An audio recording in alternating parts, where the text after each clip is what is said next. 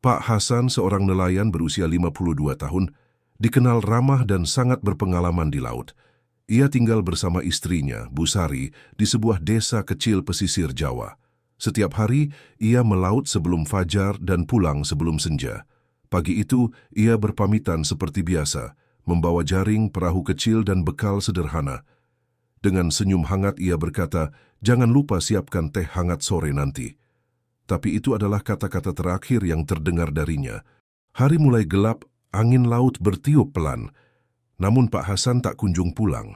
Biasanya suara mesin perahunya terdengar menjelang maghrib. Tapi malam itu, dermaga tetap sunyi.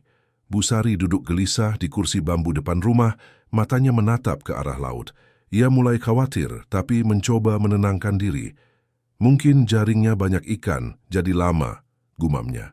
Namun semakin malam, harapannya perlahan berubah menjadi kecemasan mendalam. Menjelang tengah malam, beberapa nelayan yang baru pulang menyadari bahwa perahu Pak Hasan belum kembali. Mereka langsung berkumpul di dermaga, membawa senter dan perahu cadangan. Salah satu dari mereka berkata, "Dia tidak pernah terlambat seperti ini." Tanpa membuang waktu, mereka menyusuri jalur laut yang biasa dilalui Pak Hasan, namun yang terdengar hanya debur ombak dan desir angin yang makin menusuk malam. Pencarian dilakukan hingga fajar menyingsing, namun tak ada jejak sedikit pun. Laut pagi itu tampak tenang, seolah menyembunyikan sesuatu. Tak ada perahu, tak ada jaring, bahkan pelampung pun tak ditemukan. Para nelayan mulai berbisik tentang hal-hal gaib. Salah satu dari mereka mengaku mendengar suara lirih memanggil dari kejauhan, seperti suara Pak Hasan yang berkata, "Aku di sini, jangan tinggalkan aku." Kabar hilangnya Pak Hasan menyebar cepat ke seluruh desa. Warga berdatangan ke rumah Bu Sari, menawarkan bantuan dan doa. Bu Sari sendiri hanya bisa menatap laut dari jendela, matanya sembab, suaranya nyaris hilang. Dia tak pernah ingkar janji, pasti ada sesuatu, katanya pelan. Anak-anak pun dilarang bermain di tepi pantai. Suasana desa berubah muram, seolah laut telah membawa pergi sebagian nyawa mereka. Tim SAR dari kabupaten didatangkan. Mereka membawa alat pelacak sederhana dan drone untuk menyisir garis pantai. Hasilnya tetap nihil. Aneh sekali, bahkan barang-barang kecil seperti botol minum atau dayung tak ditemukan. Seolah-olah perahu Pak Hasan ditelan oleh laut tanpa meninggalkan jejak. Petugas yang ikut menyisir berkata, "Ini bukan kecelakaan biasa, ada yang aneh di sini." Seminggu berlalu, namun pencarian tak membuahkan hasil. Warga mulai membicarakan kisah lama tentang tempat terlarang di laut, dikenal sebagai segitiga hitam.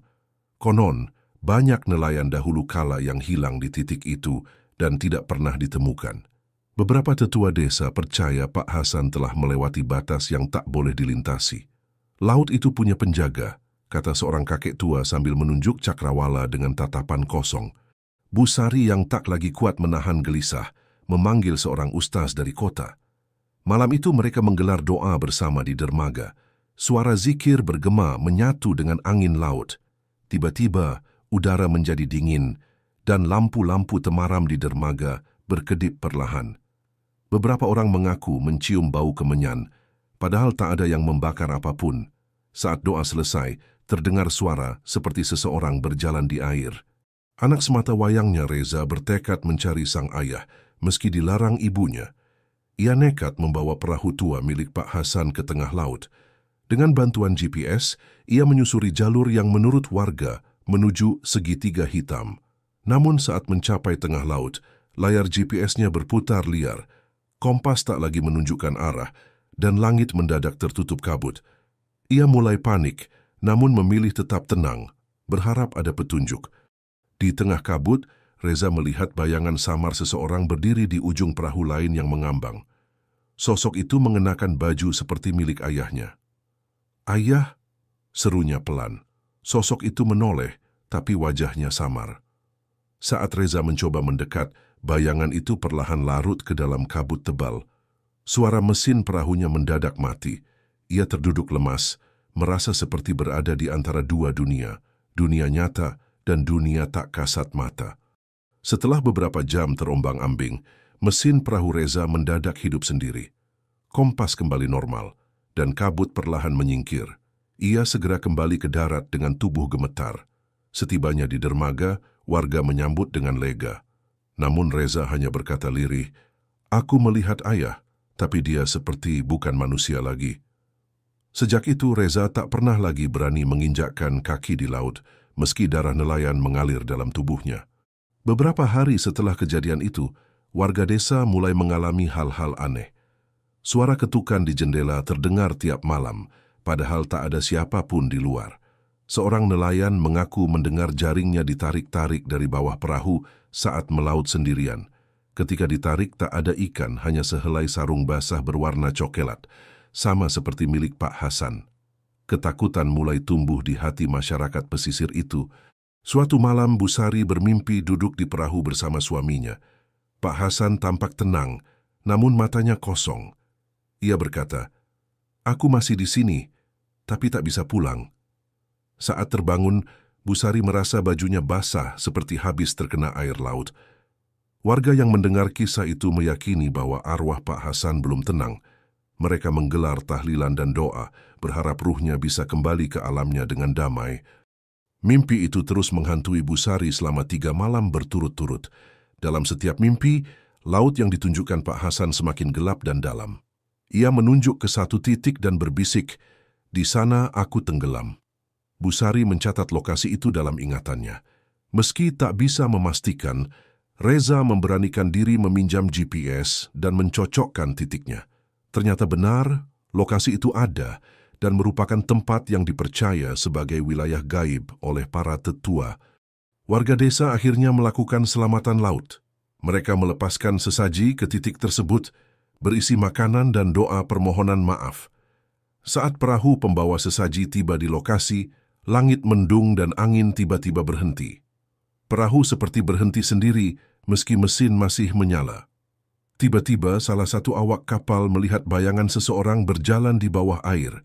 Bayangan itu tak bergerak, hanya berdiri menatap ke atas dengan tatapan kosong.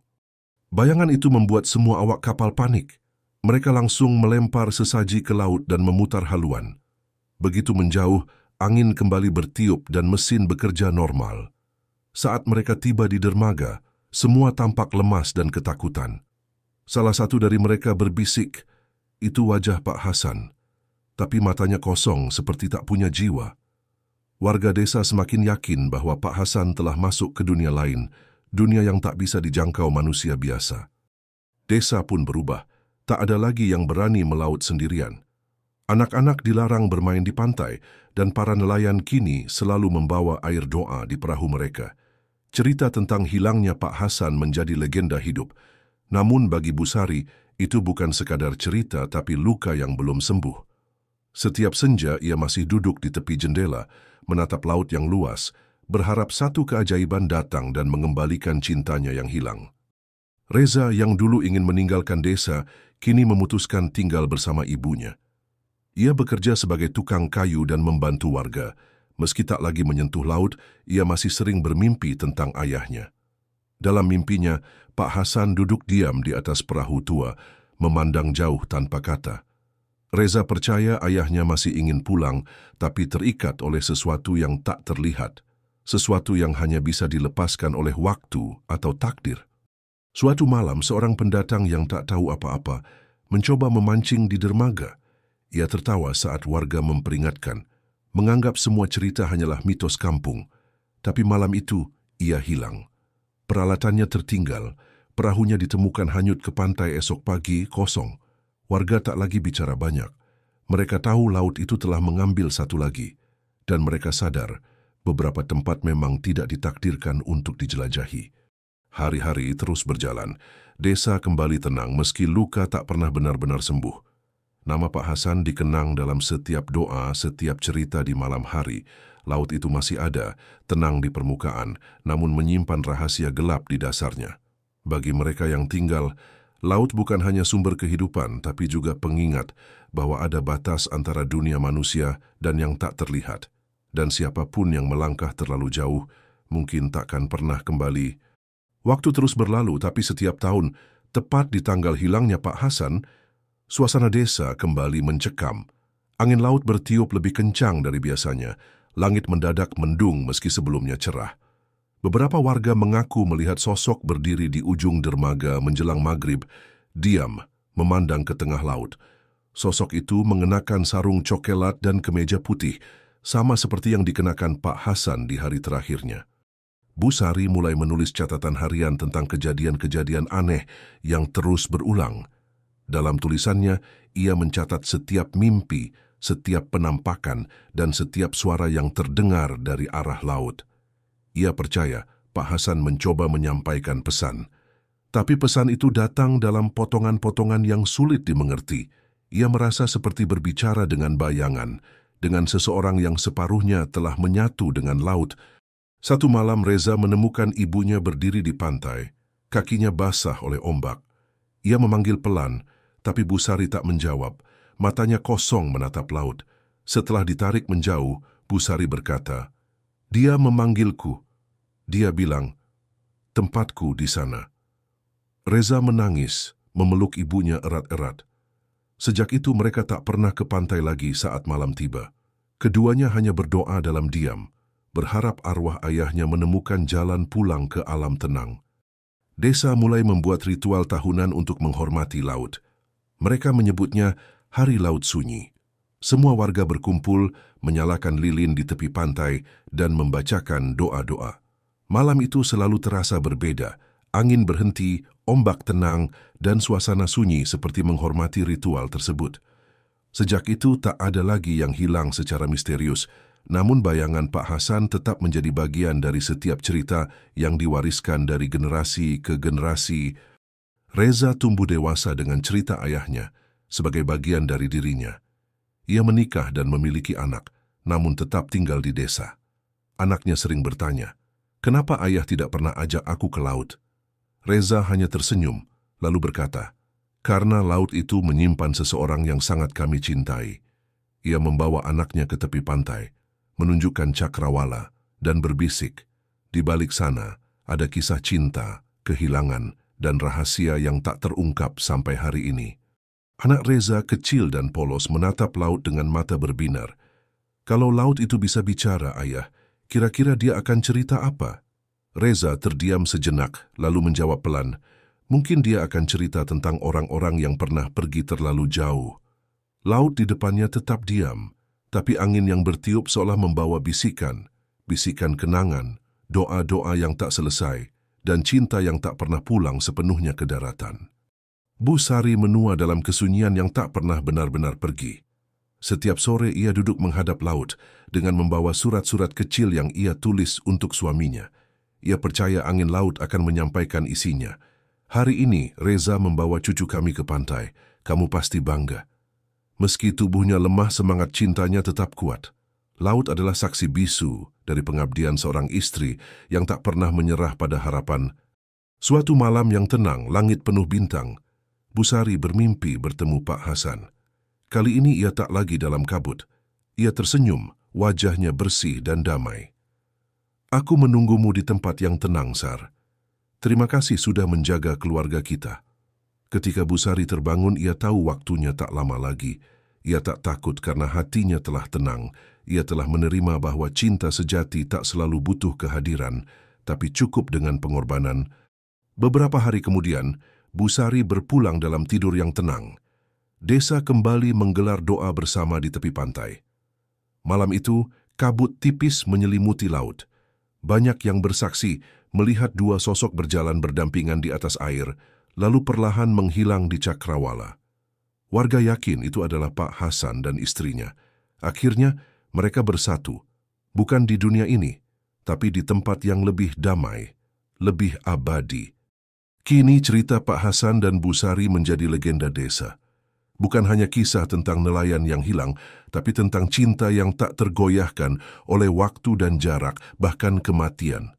Anak-anak mendengarkan dengan takjub, para tetua menceritakan dengan haru. Dan laut itu tetap menyimpan rahasianya, menyatu dengan kisah yang hidup dalam ingatan, dalam ombak yang datang dan pergi, seperti janji cinta yang tak pernah benar-benar hilang.